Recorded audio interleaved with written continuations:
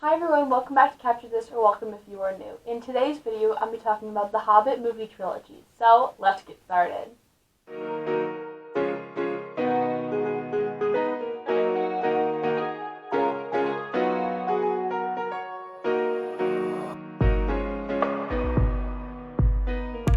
So here's a quick summary of what happens in the Hobbit Movie Trilogy. The Hobbit Movie Trilogy follows the Hobbit Bilbo Baggins, a group of 13 dwarves and a wizard Gandalf the Grey, on an adventure to take back the Lonely Mountain. Making enemies and allies along the way, the company makes its way to the Lonely Mountain, but reclaiming it will be its own adventure. Inside the mountain there is Smaug, a powerful and large dragon who is guarding multiple treasures including the Arkenstone, a stone which in someone's possession makes him the king of the mountain.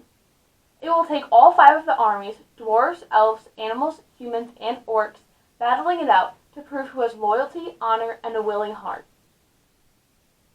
So that's pretty much what happens in the Hobbit trilogy, and also I have notes on my phone from what I'm saying, so if I'm looking down, that's why.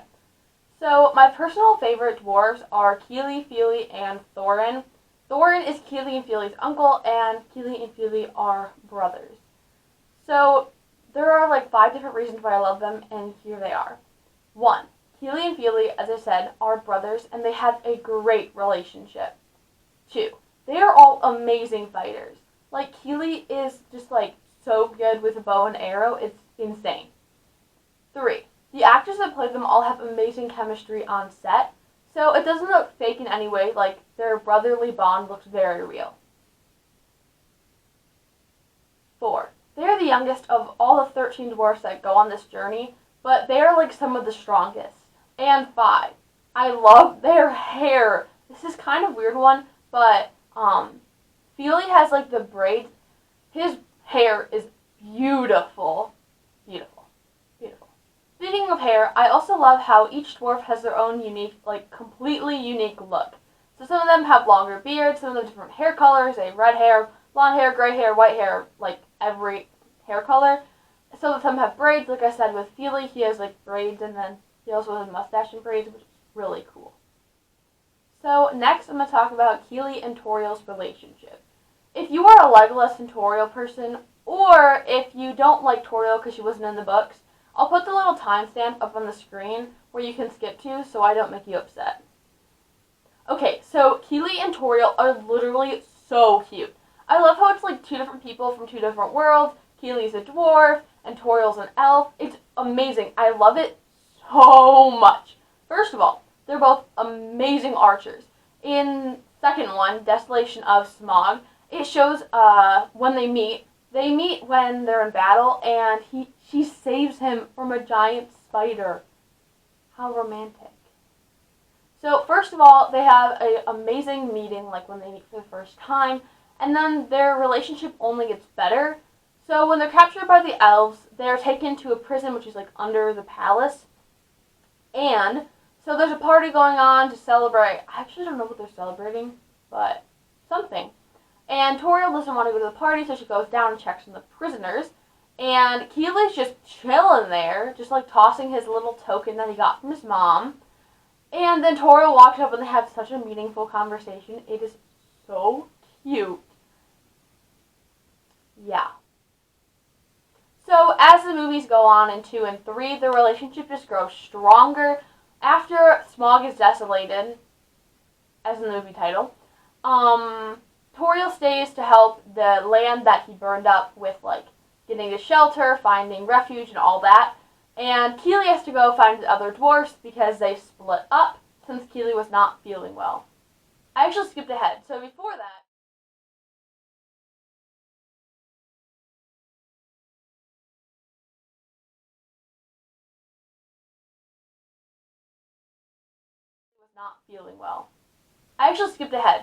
that, Kili stayed on the island because he wasn't feeling well because his leg got shot with a poisonous arrow, but he didn't know it was poisonous. So once Tauriel heard that the arrow was poisonous from a kidnapped orc, she ran. She didn't care what the king thought. She just ran to go help Kili, and Legolas came along because he's Legolas. So once they got to Bard's house, Bard is the one that helped him sail across to find the island. she did this incantation thing, and after it, he lives. He lives, spoiler alert. After he lives and she heals him, it is such a cute scene. I'm probably going to say just a cute scene like 800 times, but they are so adorable. So in the third movie, Legolas and Toriel have to go like scout out when the orcs are coming after they're all in the mountain, and they don't really make it back in time because everyone's already there fighting. But once Toriel heard that Keely and Feely, as well as Thorin and another dwarf, I forgot his name, but one second, and Biffer, once they all go up there and Toriel hears about this, she like races up because they're going to go scout out where the orcs are, and Feely dies, guys. It's so sad because the orcs capture Feely, and basically to like get the other dwarfs out so they can hurt them too, they just like kill Feely. Like, he's such an underappreciated character. He deserves so much more stage time. But so then he dies. But then Keely is so motivated, he's just like slaughtering orcs left and right. So he is fighting them off, and then Toriel eventually comes up, and they're like yelling. They're like, Keely, Toriel! That was really bad impatient, but I think you kind of get the idea. So then little does Toriel know that an orc's coming up behind her, and an orc like pins her to a wall, and then Keely comes running. Like, when I mean running, he's like running downstairs, jumping. It's insane. And he sacrifices himself. Sorry. Not gonna lie, that hit really hard. I didn't really start crying until Thorin died later, like 2 minutes later, and Bilbo was like, no, you're not gonna die. No, you're gonna get better. Yeah, it was rough. But, so, when they were on the beach, way back when they first, after Smaug was desolated, Keely gave Toriel his little, like, token that he got from his mom, and she kept it safe. But then after he died, she placed it back in his hand. Okay, so that scene is, like, the cutest scene ever. I definitely didn't spend like 2 hours today watching those like fan edits where they put in a sad song. I did cry this morning. Yeah, it was rough. So I talked with a little bit during the Keely Toriel thing, but Feely is such an underappreciated character, so he deserves so much more stage time. So he is the older brother of Keely and his braids. We should take a minute to appreciate his braids. He has like braids in his mustache, braids are everywhere. Like, he's so talented. He can braid his hair. Amazing. So, he's a fighter, and he's honestly like one of my favorite dwarfs. Actually, he is my favorite dwarf. Yeah, Erin, my sister, likes Keely. I like Feely.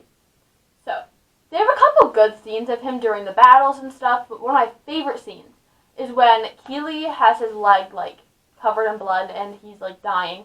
Not because Keely's dying. That's not my favorite scene. But, and then Toriel comes with these, like, herbs, and is starting to heal him, but before she does, like, Feely gives him just like a nod and like, you know what, I approve of you.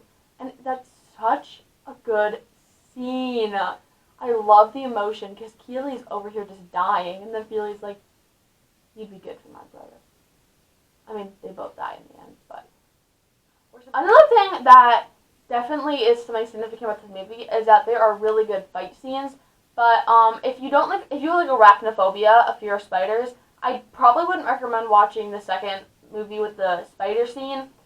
It's a bit much, but the fight scenes are really cool, especially since I watched this behind-the-scenes featurette thing, and basically they're just fighting like tennis balls because it's like green screen, and it's super impressive how they do that because it actually looks like they're fighting like the trolls, the orcs, pretty much all the characters, but they're actually just fighting tennis balls. And finally, here's some reasons why I love Thorin. So Thorin's kind of like the leader of the group. He's kind of like the reason they went on the quest in the first place. So his grandfather kind of founded Lonely Mountain, sort of. And there was a lot of gold at the bottom, and he started to become mad because he was obsessed with his gold. So this wasn't really brought up in the first movie. Well, it was, like, with flashbacks. But the second movie is when Thorin started catching the gold fever. Did it? That was really bad. So he started becoming mad, and he was making all the other dwarfs look for the Arkenstone, which Bill was actually in his pocket the entire time. He just didn't want to give it to him because it would not help. So he was making them all do so much manual labor, and he was just forcing them to do things. But in the first movie, he was a really good guy. Like, his character arc was an iffy one, but it turned out for the better. But in the end, he realized that he couldn't let gold define him and his friendship with his fellow dwarves, so he pretty much gave up the gold and went to go fight in the battle.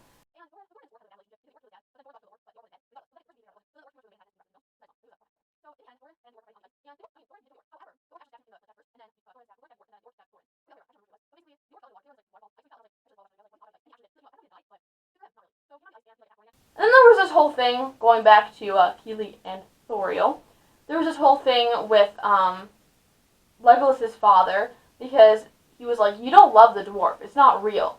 And then, after Keely died, Thoriel was crying over him for like a solid 2 hours. Don't worry, Thoriel, I was too. And then the king came back and was like, you know what you feel for him was real. And she was like, take this love away from me, it hurts. He's like, I can't, it's real.